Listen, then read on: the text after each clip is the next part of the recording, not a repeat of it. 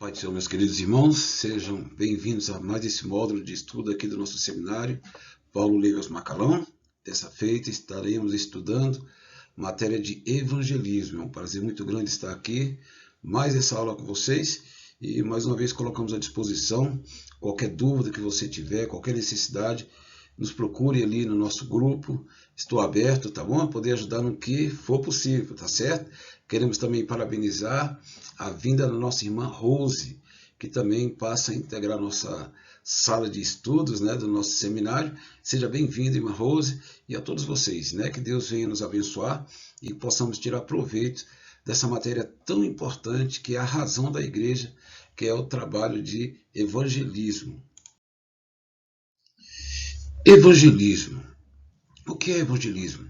Ela vem da palavra evangelho, né? E muitos já conhecem bem, que vem de uma etimologia grega, da língua grega, que quer dizer boas novas.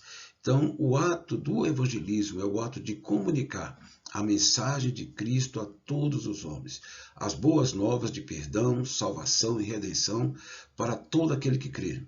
É a mensagem de Cristo ao pecador, né? Então, o ato de evangelizar é o ato de proclamar as boas novas de Cristo. A palavra evangelho, ela tem uma raiz, tem origem grega, e a junção de, na verdade, duas palavras, a palavra eu e a palavra angelia, que vai resultar em evangelion. Essa palavra, a palavra eu, quer dizer bom ou boa, e angelia quer dizer mensagem, notícia. Por isso que resulta, a junção dessas palavras remonta, né, junta, né, e resulta na palavra boas novas, boas notícias, notícias alvissareiras, né, que são notícias muito boas a ser ouvidas, né. Originalmente, essa palavra, quando era empregada, ela se remetia à ideia de pagamento pela transmissão de uma boa notícia. Era comum ter mensageiros que eram pagos, né, para trazer algumas novas ali para o reinado, né, que era a constituição das nações naquela época. E na idade, com o decorrer do tempo, ela passou também a ter um sentido religioso. Isso porque os imperadores de Roma, eles eram caracterizados como Deus, como Salvador. Então, essa palavra Evangelion passou a ser um anúncio muito bom com relação ou ao nascimento, o surgimento do novo imperador, ou a coroação desse. Tendo em vista que se Evangelion quer dizer boas novas, isso queria dizer, se nasceu um imperador, havia uma boa notícia para o reino, que era o nascimento de um Deus e Salvador. No hebraico também havia uma palavra específica para essa palavra boas novas. No hebraico é bizorá, que é dar notícia de alegria. Aí temos o exemplo, né, de um versículo na Bíblia: como são belos nos montes os pés daqueles que anunciam boas novas. Então também no Antigo Testamento temos palavras que tinham essa conotação de boas notícias. Vamos ver aqui 4 conceitos de evangelhos. O primeiro, nós temos uma definição popular. Quando se ouve a palavra evangelho, na definição popular seria a história de Cristo. Uma definição histórica é os escritos dos apóstolos apostólicos dos ensinos de Jesus. Uma definição bíblica, boas novas de salvação. E uma definição atual que nós temos são os ensinos de Jesus completos, semelhante a uma diversidade de joias, sendo a salvação a mais importante delas. Esse é o contexto geral que nós temos então sobre evangelismo e evangelho. Vamos sobre a ação evangelística de Jesus. Para alcançar seu objetivo de proclamar o Evangelho para a humanidade e assim realizar sua obra de salvação na vida de cada homem, Jesus ele se ocupou de um intenso trabalho de treinamento de seus discípulos, que seriam os responsáveis para dar continuidade ao trabalho que Jesus começou. Então, para que os discípulos também fizessem o mesmo trabalho de Jesus com relação à evangelização, Jesus ele traçou uma meta, um plano.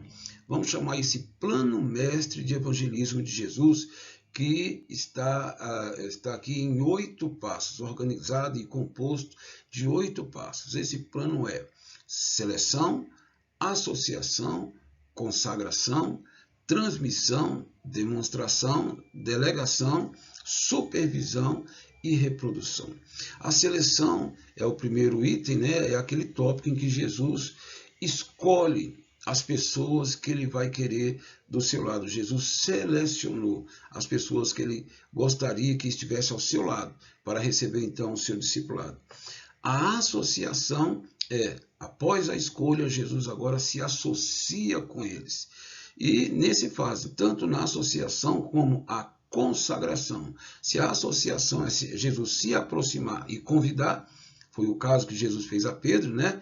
Pedro, olha, larga sua rede, a partir de hoje você será pescador de homens. Vimos aí Jesus selecionando Pedro, chamando Pedro, e agora a próxima etapa é a consagração. São as pessoas que foram convidadas por Jesus agora dedicar-se, né? Dê uma dedicação para essa chamada que o Senhor o chamou. Depois, então, dessa consagração, nós temos a transmissão. É quando Jesus delega poder como credencial aos seus discípulos para que eles também tenham a mesma graça e autoridade que Jesus tem para realizar os seus trabalhos. Temos, então, a transmissão, que junto à demonstração, que é o fato de Jesus demonstrar como ele faz para que os discípulos sigam seu exemplo. Em tudo a Bíblia diz que o Senhor deu exemplos.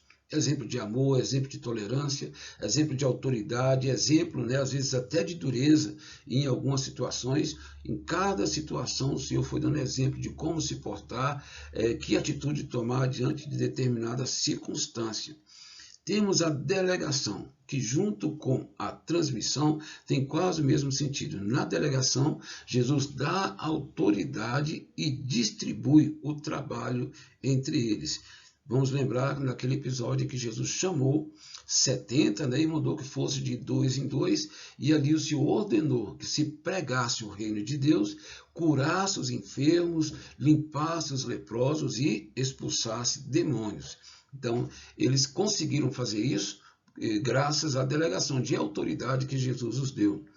A supervisão é o acompanhamento que Jesus fazia de tudo aquilo que ele ordenava que os discípulos fizessem. Jesus ele fazia uma supervisão e elogiava com certeza, ou repreendia, ou ensinava como deveria ser a situação, a posição correta diante de determinadas situações.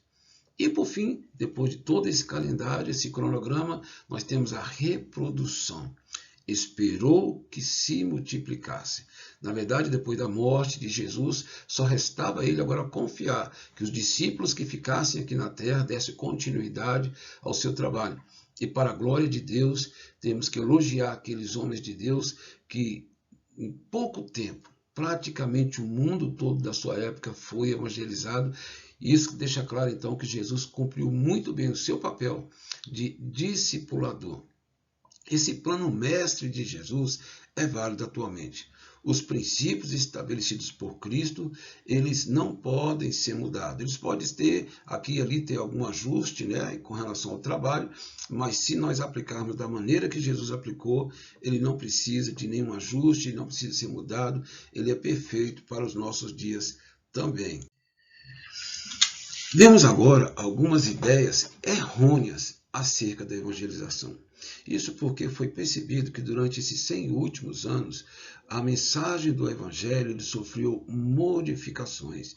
Algumas influências externas aconteceram e essa mensagem passou a não ser mais íntegra como ela era antigamente. O novo evangelho fracassa, nós vamos chamar isso de novo evangelho. Ele fracassa notavelmente em não produzir ou reproduzir pouca reverência, pouco arrependimento, pouca humildade, pouco espírito de adoração e pouca preocupação pela situação da igreja. Não leva os homens a terem pensamentos centrados em Deus e temer a Deus em seus corações. Porque também essa não é a mensagem central do novo evangelho. O novo evangelho ele não é focado em Deus. Boa parte do novo evangelho, da nova mensagem, ele é muito focado no homem e nas suas necessidades que eles julgam ser as mais importantes.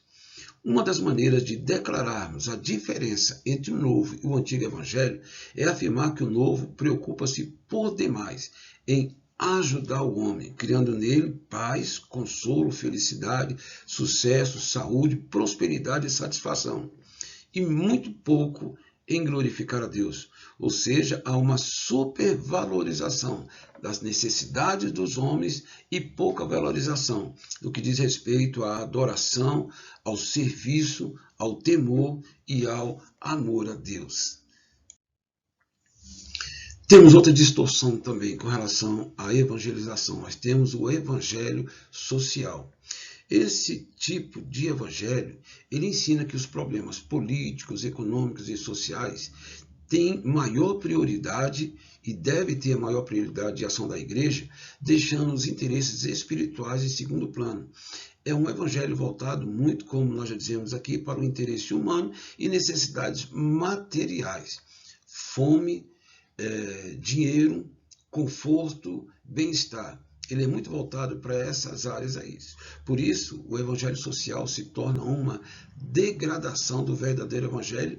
Por quê? Ainda que sejam legítimas, essas necessidades que os homens têm com relação a conforto, com relação a recursos, com relação a um ambiente sustentável de moradia e vários outros elementos que faz parte da nosso convívio humano, mas ele é uma degradação porque ele foca demais apenas e exclusivamente nessas necessidades. Olha, primeira coisa, ele abole o sangue de Jesus, ou o valor do sangue de Jesus. Já que para eles executar o trabalho educacional e filantrópico é mais importante do que a mensagem evangelística.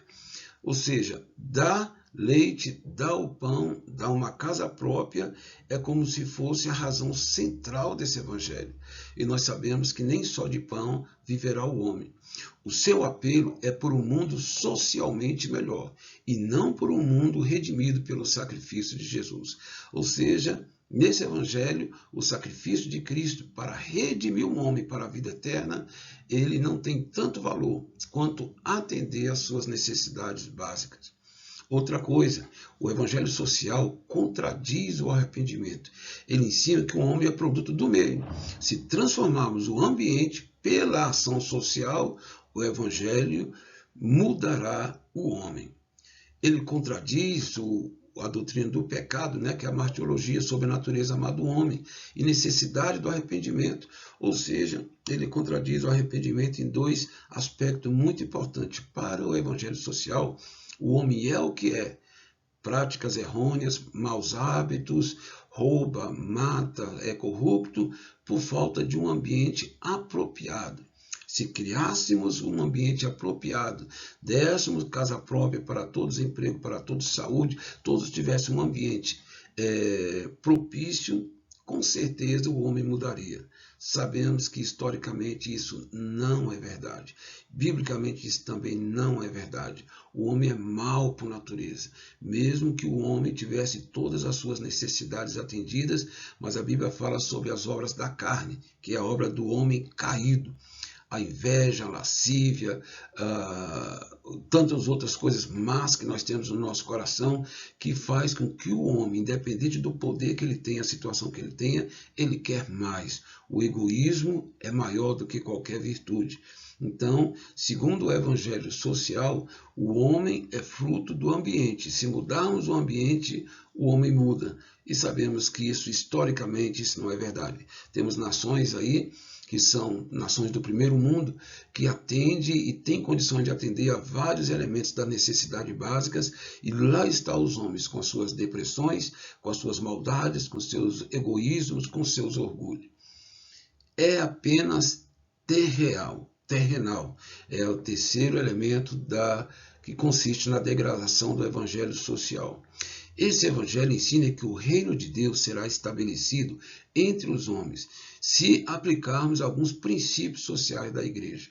Isso contradiz as escrituras. A Bíblia é muito clara dizendo que o céu nunca será aqui nessa terra, tendo condições boas para a habitação.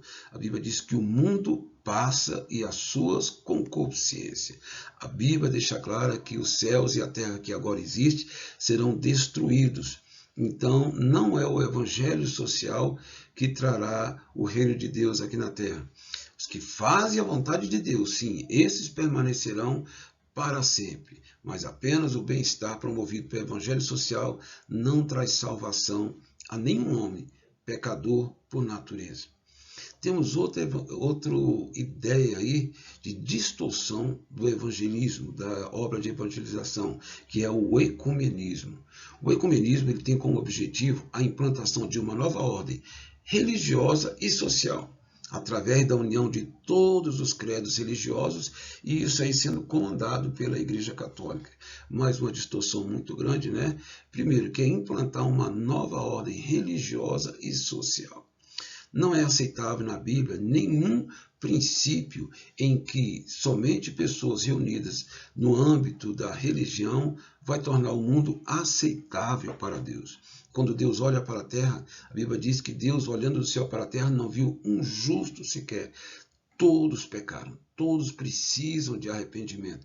A humanidade, para ser aceita por Deus, abençoada por Deus, tem que se submeter ao Evangelho de Jesus Cristo.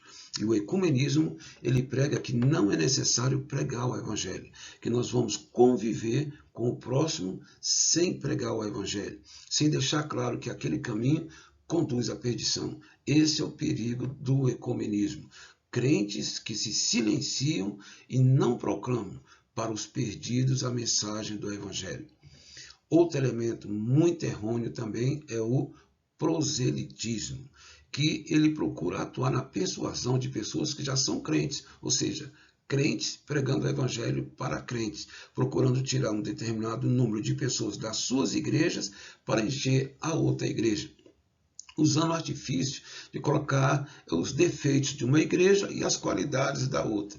Jamais isso será evangelismo. O evangelismo, Paulo deixou muito claro que ele não colocaria fundamentos onde já tivesse sido posto o fundamento. Ou seja, Paulo deixou claro, onde o evangelho já estava sendo pregado, ele não iria pregar o evangelho ali. Ele iria para outras regiões de pessoas que não conhecessem o evangelho. E o proselitismo, ele não tem a ideia, o amor de ganhar almas. Ele tem a necessidade de encher a sua igreja de pessoas a qualquer custo. O proselitismo também é rejeitado por Deus. Vamos agora ao conceito bíblico de evangelização. Ali nós vimos o conceito que evangelização é a ação que visa ganhar almas para Cristo através de 3 elementos: presença, proclamação e evangelização. Então, a ação de evangelismo vai ter esses 3 elementos: presença, proclamação e evangelização. A presença nada mais é do que o cristão está do lado ali fisicamente de uma pessoa, de um grupo de pessoas.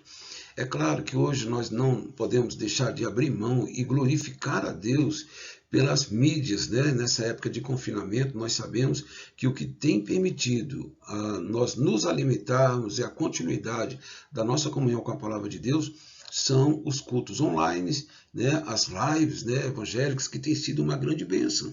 Os programas evangélicos também na rádio, na TV, são uma grande bênção. Mas a evangelização de uma forma mais efetiva e no padrão que Deus requer da sua igreja é aquela em que o crente sai do seu conforto pessoal e vai atrás das almas, vai atrás das pessoas onde eles estiverem.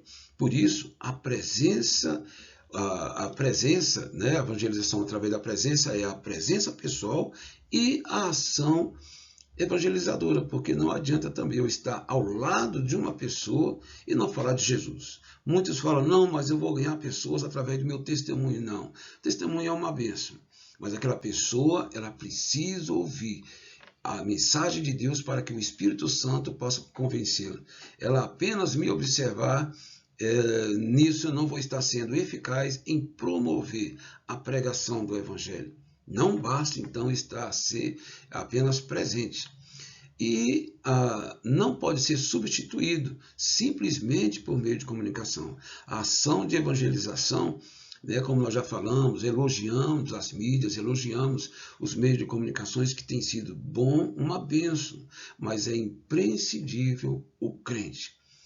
ele se deslocar, ir atrás das ovelhas perdidas, porque essa é uma ordem do Senhor. Ide entre as nações, ide entre os povos, ide nos valados, né? Aonde estiver um pecador, é missão da igreja ir atrás daquela pessoa. Muitos lugares a mídia não chega, muitos lugares as pessoas não querem mídia, querem ouvir uma voz, querem um aperto de mão, querem um abraço. E isso só fisicamente pode ser feito. Hospitais, principalmente, e vários outros lugares. O segundo elemento muito importante é a proclamação, que é a pedra fundamental da evangelização, né? Ou seja, nós temos a presença, depois nós temos a proclamação. Já dissemos que tiver a presença, a pessoa está ali, mas ela não prega, quer que as pessoas observem o seu testemunho, isso não é evangelizar. A evangelização ela parte para estar completa quando tem o primeiro elemento, que é a presença, segundo, que é a proclamação, ou seja, a pregação do evangelho, e agora o terceiro elemento, que com isso o ciclo da evangelização se concretiza, que é a persuasão. Persuasão nada mais é do que convencer uma pessoa acerca de alguma coisa, de uma verdade que eu tenho.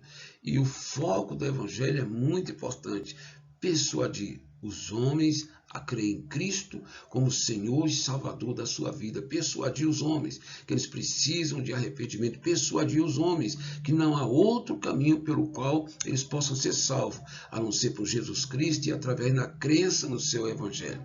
A persuasão não é apenas convencer uma pessoa a mudar de religião. Mudança de religião, mudança de hábitos não adiantam.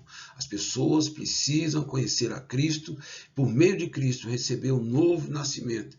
Esse é o alvo da persuasão. Significa ganhar outra pessoa para o nosso ponto de vista. Isso é importante. Não queremos ganhar outra pessoa para a nossa igreja. Queremos mais do que isso. Se nós fomos alcançados, se nós fomos convencidos, se nós nascemos de novo, nós queremos que essa pessoa tenha a mesma experiência. Por isso, nós concluímos com relação ao conceito bíblico de evangelização com 3 pontos importantes.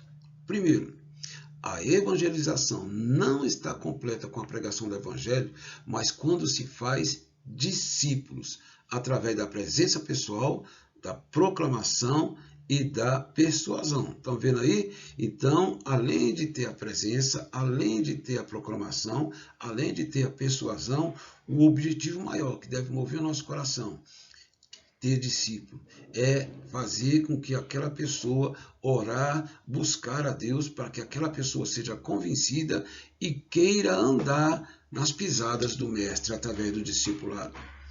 Para praticar o trabalho de evangelização de modo completo e eficaz, é necessária a adoção dessas 3 frentes de ação. Repetindo, presença, proclamação e evangelização. A ênfase do livro de Atos quanto à evangelização era converter almas, fazer discípulos e implantar a igreja. Quando nós lemos aí no livro de Atos, está muito recheado desses eventos, né? Onde os apóstolos iam, sempre deixavam uma igreja, deixavam alguém ali para cuidar daquela igreja e iam para o outro lugar. Porque esse é o padrão bíblico de evangelização. Almas ganhas, almas discipuladas e partindo para outra frente de trabalho para mais almas que ainda não conhecem Cristo como. Vendo agora o terceiro bloco, nós temos a teologia da evangelização. Se a evangelização é necessária, né, a igreja existe para isso, quais são os fundamentos que nós temos para que esse trabalho seja realizado?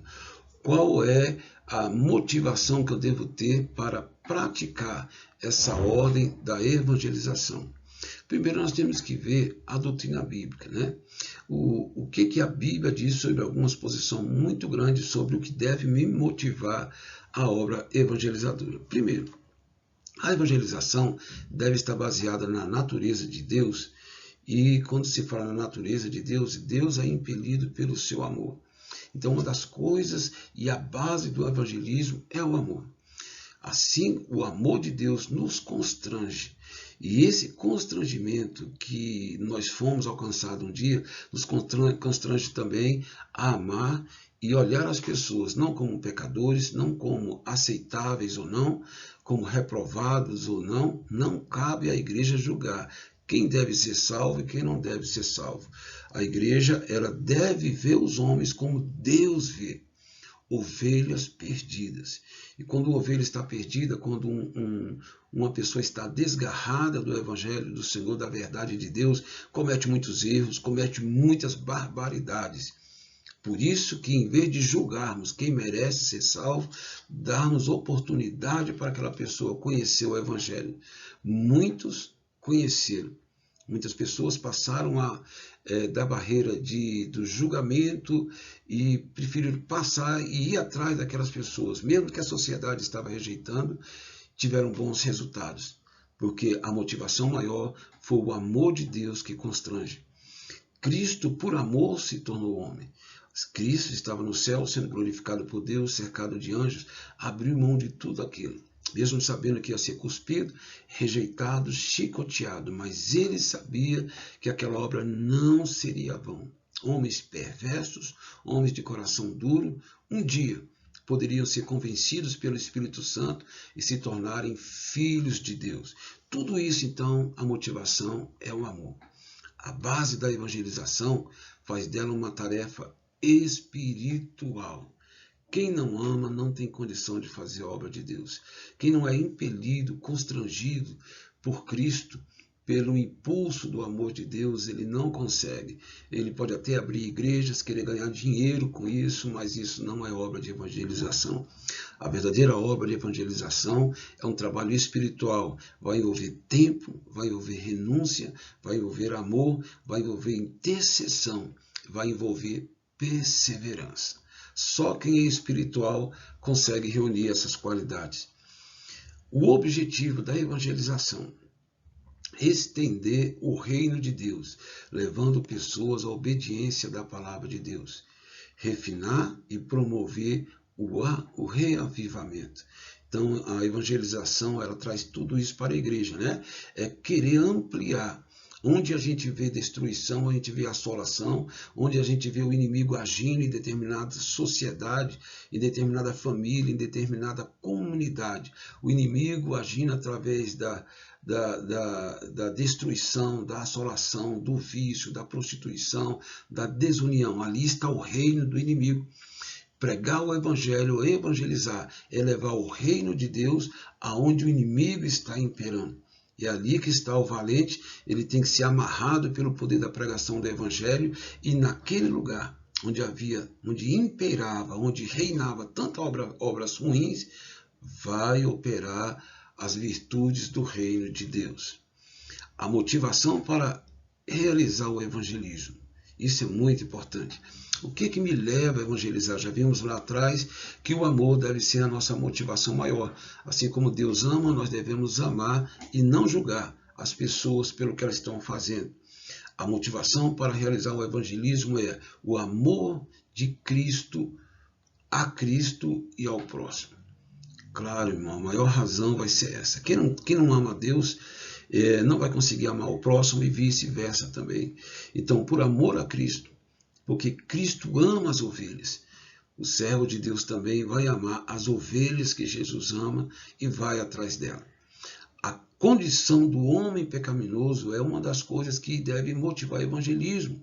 Vimos atrás que o evangelismo é o evangelho social, ele quer colocar uma máscara, não vamos fazer obras sociais e a situação vai mudar. Sabemos que isso não é verdade. O pão é necessário, a roupa é necessária, a casa é necessária, mas o homem é mau, o homem é corrompido. O homem, mesmo tendo muito dinheiro, nós já vimos que ele é egoísta, orgulhoso, arrogante, incrédulo, duro de coração. Então, é por saber da situação do homem que nós evangelizamos, para que ele venha a ser alcançado, tenha um novo nascimento, uma mudança de caráter, de homem, mulher perdido, para homens e mulheres salvos. Propulsão interna do Espírito Santo deve ser a motivação, ou seja, é quem vai nos ajudar. Nós, de nós mesmos, lamentavelmente, nossa natureza corrompida não tem um amor verdadeiro. E a Bíblia diz que o amor de Deus é derramado em nosso coração pelo Espírito Santo. Então, temos que ser cheios do Espírito Santo, e cheio do Espírito Santo, vamos ser cheios do amor de Deus e vamos conseguir realizar esse trabalho impulsionado, não só pelas nossas emoções. Alguém já deve ter visto que muitas pessoas no primeiro dia de um evangelismo vai, no segundo, mas depois ele não quer ir mais, porque eram as emoções que estavam mandando. Mas quando somos impulsionados pelo Espírito Santo, não queremos saber se estamos doentes, se estamos cansados, nós vamos, porque é uma obra necessária. A natureza da evangelização, o item 4. Já vimos que ele é uma obra espiritual. A missão, a natureza da evangelização é ganhar almas. Ganhar almas não é profissão. Aí está a promissão no escrito, me desculpe, mas ganhar almas não é profissão. É uma dedicação. É um ato de amor. Ganhar almas não é profissão. Ganhar almas é buscar o que se havia perdido. O crente está sabendo, o crente sabe que quando ele vai para o campo para fazer o evangelismo, seja no seu trabalho, nas ruas, são homens e mulheres que não conhecem ao Senhor. Ganhar almas é ceifar, ou seja, participar da colheita que Jesus nos convida a participar. Os irmãos lembram lá em João capítulo 4, que o Senhor diz, olha, levante os vossos olhos, a seara já está madura para a colheita, para a ceifa. Então, ganhar almas é ceifar. Há pessoas que já estão prontas, só estão esperando alguém para colhê-las para o Senhor. Já estão no ponto de ouvir a mensagem da salvação. Cabe a nós pregar o Evangelho para que o Senhor venha colher essas pessoas para o seu reino. E temos aqui agora a teologia da evangelização. Quais são os fundamentos para realizar um trabalho de evangelização? O que eu devo ter de pressuposto, de base, de organização, para que depois eu realize esse trabalho? Eu tenho que ter alguns fundamentos, Já começamos no tópico atrás sobre alguns desses fundamentos que devem me motivar a realizar esse trabalho de evangelização. Mas vamos ver aqui mais algumas coisas. Primeiro, com relação à igreja. A doutrina da igreja com relação ao evangelismo. A igreja, segundo 1 Pedro capítulo 2, versículo 5, deixa claro que nós somos o sacerdócio real e universal. O que quer dizer isso? Um sacerdote, a Bíblia diz que ele oferecia sacrifícios a Deus em função do povo. O papel do sacerdote é levar as causas do povo diante de Deus. Ele intercede, ele sacrifica, ele ensina. A igreja tem um sacerdócio universal. Então a igreja, ela recebeu de Cristo essa incumbência de interceder. Pessoas duras de coração, quando um cristão chega em determinada região, ele começa a interceder por aquelas pessoas. Ela começa a apresentá-los diante de Deus e também a apresentar a Cristo para ela, o ensino da palavra de Deus. Quando falamos em igreja, nós estamos falando de obreiros, estamos falando de todas as pessoas que compõem a igreja. Qualquer crente, ele faz parte desse sacerdócio. Qualquer crente, por mais inculto e letrado que ele seja, ele recebeu de Deus a graça, a incumbência, para falar desse amor para as outras pessoas, para interceder pelos seus vizinhos, para ensinar o caminho que se deve andar. Então, a igreja tem essa incumbência, e quando eu digo igreja, eu repito, eu digo, cada crente tem essa incumbência. Da parte de Deus. Quando você chegar no local de trabalho, você chegou num novo local para morar, onde Deus te colocou, você é um sacerdote naquele lugar. Apresente, interceda por aquele lugar, procure direção de Deus, de como é que você deve alcançar aquele povo para Cristo. Na medida do possível, sempre sirva, seja uma bênção para que eles venham conhecer a Deus através da sua vida. Então, a igreja, ela tem a natureza de uma missão sacerdotal. A igreja tem como tarefa, cabe à igreja introduzir e proclamar uma nova época. Primeira mensagem de Jesus lá em Marcos capítulo 1, versículo 15. Assim que João morreu, né, a Bíblia diz que o Senhor começou a pregar na Galiléia, dizendo, olha, o tempo está cumprido e o reino de Deus é chegado. Arrependei-vos e crede no Evangelho. Então, da mesma forma, a igreja também tem essa mensagem. Olha, uma nova época chegou. Nós estamos hoje na dispensação da graça de Deus. O Senhor declara perdão para qualquer pecador que se arrepender. Cabe à igreja promover a verdadeira comunhão dos cristãos.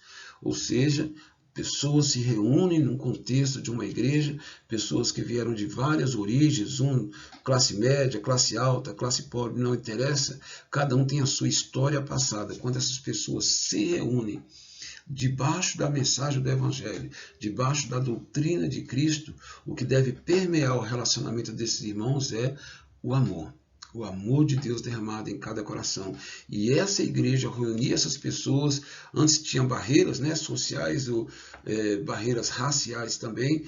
Na igreja tudo isso é quebrado, para que todos possam se reunir. É o papel da igreja criar um ambiente de convivência, de fraternidade entre os irmãos. Cabe à igreja desenvolver os evangelizandos até a maturidade. Isso quer dizer que uma pessoa se converteu, foi para a igreja, lá ele deve ser discipulado, deve ser preparado para em algum tempo depois ele também crescer espiritualmente, amadurecer espiritualmente e também se tornar um ganhador de alma. A igreja é que vai preparar todos esses ambientes, né? Com relação à doutrina da salvação, isso é extremamente importante, irmãos. Já falamos que uma das coisas que deve nos motivar a pregar o Evangelho não é o Evangelho social, que acha que darmos alimento, condições sociais, as pessoas mudam. Um dos nossos fundamentos da Bíblia, nós pregamos o Evangelho porque o homem está destituído da glória de Deus. A Bíblia diz que todos pecaram, destituídos estão da glória de Deus. Então, na doutrina da salvação, né, quando nós pregamos o Evangelho, nós temos que dar esses fundamentos. Né? Eu costumo dar os 5 dedos, 5 verdades importantes que devem constar de um trabalho evangelístico. Eu gosto de mostrar até na mão isso, né? Primeiro, o amor de Deus, a situação do homem, o que o Deus quer fazer para o homem, o que é que o homem precisa fazer e, a partir daí, como o homem deve viver com Deus. Ou seja, primeira coisa, o amor de Deus. O homem deve conhecer, antes de qualquer condenação, ele deve saber que Deus o ama. João 3,16, Deus amou o mundo de tal maneira que deu o seu único Filho, para que todo aquele que nele crê não pereça, mas tenha a vida eterna. Segundo, o homem e a sua situação. O homem deve saber que o homem é pecador. A Bíblia diz que todos pecaram e destituídos estão da glória de Deus. O homem pode ser um homem bom, um bom pai de família, um bom filho, um bom cidadão, mas ele é pecador. Ele precisa saber que as suas qualidades não o tornam merecedores da graça e do perdão de Deus. Terceira coisa que o homem precisa fazer, o que Deus quer fazer. E o que é que Deus quer fazer? Perdoar. Toda vez que o homem é pecador, que o homem se reconhece pecador e aceita Cristo como Salvador, Deus está disposto a perdoá-lo. A porta da salvação está aberta. O Senhor disse, eis que estou à porta e bato. Todo aquele que ouvir a minha voz e abrir a porta, né, eu entrarei e cearei com ele. O homem precisa saber que, apesar dele ser pecador, há uma porta de salvação. E o que esse homem precisa fazer? Receber a Cristo como seu Salvador. É muito importante, quando da pregação do Evangelho, irmãos, esses passos estarem muito claros. Às vezes só queremos falar do amor de Deus, às vezes só queremos falar que Deus quer socorrer o homem, mas muitas vezes não pregamos a necessidade de arrependimento dos seus pecados. É importante. Deus quer salvar, mas da parte do homem, o homem precisa se arrepender dos seus pecados. E por fim, né? Diante dessa atitude, né, o homem recebeu a Cristo como Salvador. O quinto passo é ele aprender como andar com Deus, sendo um discípulo de Jesus Cristo, se preparando até o dia de nos encontrarmos e morarmos para sempre com Ele. Então, essa doutrina da salvação é muito importante nas nossas obras de evangelização. Olha, irmão, nós temos que essa obra de evangelização não é um trabalho atual. Nós temos dois momentos muito importantes com relação ao trabalho de evangelização. Nós temos o Antigo Testamento e temos no Novo Testamento. Infelizmente, no Antigo Testamento, os judeus nunca tiveram uma preocupação muito grande em ganhar almas para o Senhor. Nós não vemos nas ações do povo de Deus no Antigo Testamento manifestação de preocupação. E as nações que não conhecem o Senhor, você não vai ver isso. Você não vai ver um ímpeto dos líderes do Antigo Testamento querendo ganhar almas. Muitas vezes eles estavam envolvidos em conquistar a terra, em vencer os seus inimigos, mas isso não quer dizer que era da vontade de Deus. Vemos aqui dois versículos muito importantes, 1 Crônicas 16, 24, mas tem mais também. Ali o autor dizendo: publicai entre as nações a sua glória, entre todos os povos as suas maravilhas. No Salmo 67, 2 diz: para que se conheça na terra o seu caminho, e entre todas as nações a sua salvação. Havia, irmãos, havia ali passagens bíblicas e havia o conhecimento de que as nações deveriam conhecer o Senhor. Só não havia ações. Conhecimento, o povo de Israel sabia. O povo de Israel sabia, né, aquele salmo tão conhecido, 46, né? Serei exaltado entre as nações, serei exaltado na terra. O povo conhecia das várias formas em que Deus falava que o nome dele ia ser grande entre as terras, né? Mas eles nunca imaginaram que isso deveria ser através de uma obra de evangelização e nunca se envolveram com isso, lamentavelmente. O que não impediu de o nome do Senhor ser conhecido, né? Através dos feitos que ele fez com Israel, os milagres, os livramentos judeus, fez com que a fama de Deus corresse entre as nações. Mas Deus queria também que o povo dele se preocupasse com as outras nações, e isso não aconteceu. Temos aí, então, a evangelização agora no Novo Testamento. Aí a situação muda drasticamente. O Novo Testamento começa com a evangelização. Ele começa com Jesus, começa com João Batista, na verdade, né? Começando a pregar a vinda do Senhor. Aquele que batizaria com o Espírito Santo, aquele que mudaria a situação. Depois, agora, começa com Jesus, nas praias da Galileia, indo para a Judéia, indo para Jerusalém, indo para todas as regiões de Israel, pregando e ensinando continuamente o Evangelho.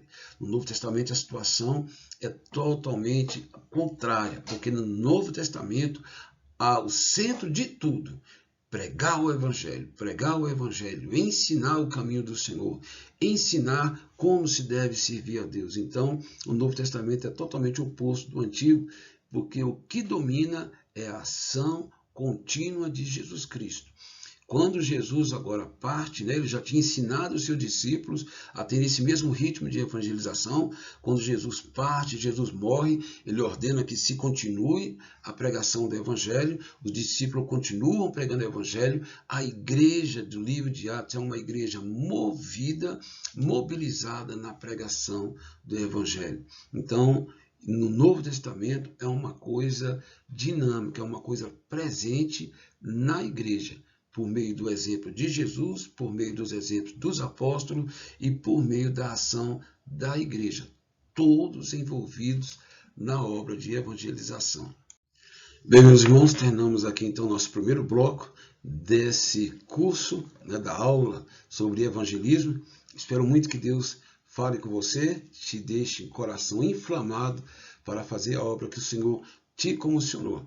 No próximo encontro estaremos juntos e colocamos à disposição para qualquer dúvida. Deus te abençoe em nome de Jesus.